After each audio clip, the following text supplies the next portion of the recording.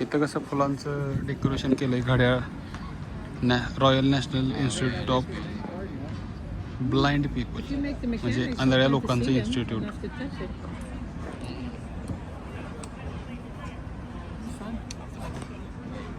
आता हे आम्ही टेकडीवर आलोय. कार्लटन हिल नाव आहे ह्या टेकडीचं. इकडं वर अजून जायला चालत इकडं खालनं आलोय. तर इथनं सिटीचा व्ह्यू, सगळ्या बिल्डिंगा जुन्या म्हणजे जुन्या काळातल्या सगळ्या बिल्डिंग आहेत. नवी एक पण बिल्डिंग, एखादी नवी बिल्डिंग असेल ती पुढे दिसतात त्या सगळ्या 3-4 बिल्डिंग नव्या आहेत. परत इकडे 2-3 नव्या आहेत. बाकी सगळ्या जुन्या बिल्डिंग आहेत. मम्मी काय आहे, कुठं काय आहे सांग जरा. मम्मी कुठं काय आहे सांग की जरा. समुद्रात आहे, बेट आहे, जहाज आहे, समुद्रात बेट आहे बघा.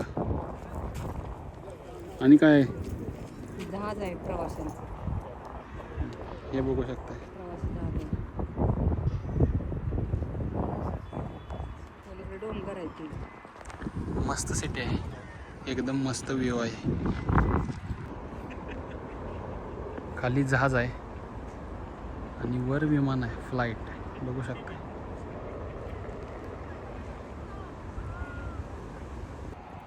हसा की.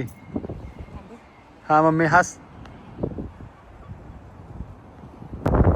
हे जे आहे हे स्कॉटलँडचं नॅशनल मॉन्युमेंट आहे म्हणजे नॅशनल स्मारक म्हणू शकतो. आणि ह्याची हिस्ट्री सांगायची झाली तर 1826 मध्ये जे नेपोलियनचं युद्ध झालेलं स्कॉटलँड बरोबर म्हणजे UK बरोबर, मग त्यामध्ये जे स्कॉटिश सैनिक आहेत, स्कॉटलँडचे जे सैनिक आहेत ते मरण पावलेले म्हणजे शहीद झालेले युद्धात, त्यांच्यासाठी एक त्यांची आठवण म्हणून हे स्मारक बांधायला चालू केलेलं 1826 मध्ये म्हणजे 1826-27च्या काळात.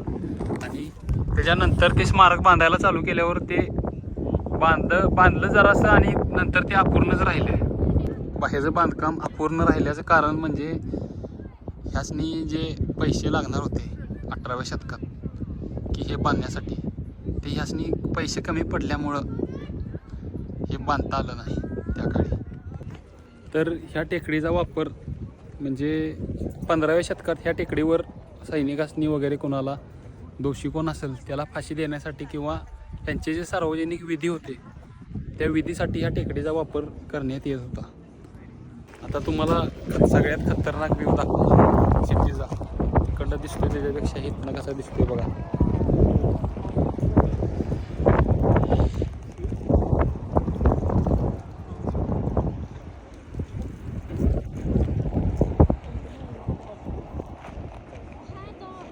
हे जे दिसतंय एडिनब्रा कॅसल ते सगळं. हे मगाशी आपण बघितलेलं स्कॉट मॉन्युमेंट. ही मस्त सिटी दिसते. आत्ता बिल्डिंग बांधल्या त्या ज्या दिसतात त्या, बाकी सगळ्या जुन्या बिल्डिंग आहेत A to Z.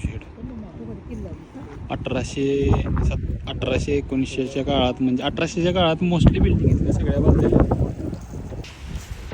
हे जे दिसतंय तुम्हाला हे नेल्सन मॉन्युमेंट आहे. होरोशिओ नेल्सन म्हणून एक इथलं त्यांचं नौदल आहे, नौदल ब्रिटनचं.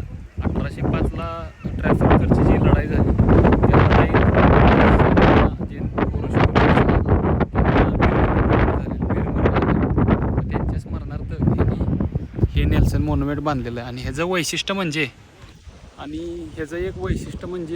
1852 साली ह्याच्यात एक टाईम बॉल सेट करण्यात आला होता.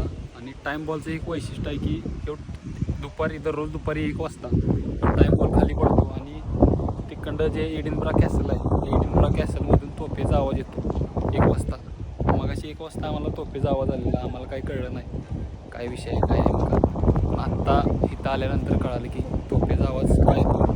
तर त्या 1 वाजता सगळी आपली माणसं आपलं टाईम वगैरे आहेत म्हणजे जे बंदर आहे इथं एक पोर्ट आहे तिथली माणसं ते टाईम सेट करतात. असं याचा सगळा इतिहास आहे नेल्सन मॉन्युमेंटचा. तर बघू शकता हे नेल्सन मॉन्युमेंट. आणि हे जे दिशादर्शक आहे वर, आणि हे इथनं वर पायऱ्यानं आपण जाऊ शकतोय. आम्ही काय जाणार नाही, आम्हाला पुढचा एक पॉईंट बघायचा आहे त्यामुळे आम्ही काय जाऊ शकत नाही तिकडं. तर इथनं 360 वरनं 360 व्ह्यू आपण त्याचा नेल्सन मॉन्युमेंटवरून सिटीचा बघू शकतो. आत्ता आपण आपल्याला इकडचा आणि त्या बाजूनं तिकडचा व्ह्यू दिसू शकतोय, पण इथनं सगळ्या सिटीचा गोल व्ह्यू आपल्याला दिसतोय. आता तर ह्यांच्या दोघांचा सिटीचा व्ह्यू बघायला चाललाय. आणि ही दोघं इथं थांबली ती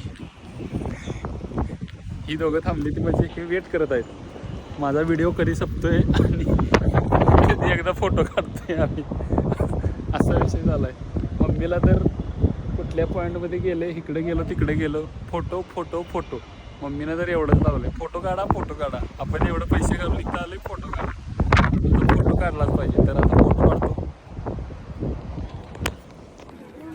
पप्पांचं वर चढायचं चाललंय.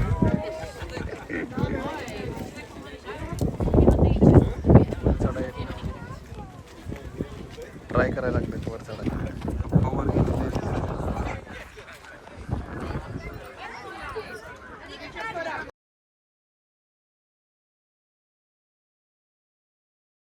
तर आता इथे एडिनब्रा बघितलंय सगळं. Carlton hill, Edinburgh castle, city वगैरे, स्कॉट मॉन्युमेंट सगळं बघितलंय. आता आम्ही जाणार आहे इथनं डिनरसाठी आणि डिनर करून नंतर रिटर्न एक्सप्लोरला चालतो. तर ह्या व्हिडिओ सगळ्यात जास्तीत जास्त शेअर करा, लाईक करा व्हिडिओला आणि आपल्या चॅनलला तेवढं सबस्क्राईब करा. भेटूया नेक्स्ट व्लॉग.